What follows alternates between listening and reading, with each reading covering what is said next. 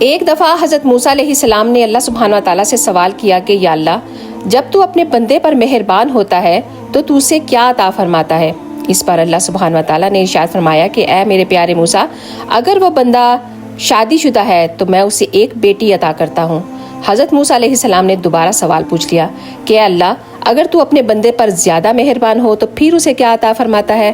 پھر اللہ سبحانہ و تعالیٰ نے ارشاد فرمایا کہ پھر میں اسے دوسری بیٹی عطا کرتا ہوں۔ حضرت موسیٰ علیہ السلام نے پھر تیسری دفعہ سوال پوچھا کہ اے اللہ، اگر تو اس بندے پر بہت زیادہ مہربان ہو تو پھر اس پہ کیا مہربانی عطا کرتا ہے؟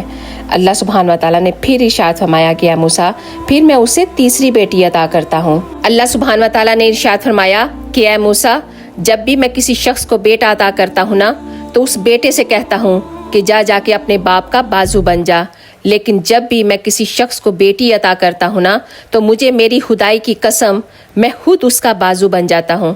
سبحان اللہ، بیٹیاں تو اللہ کی رحمت ہوتی ہیں، ان سے محبت کیا کریں، ان سے پیار کیا کریں۔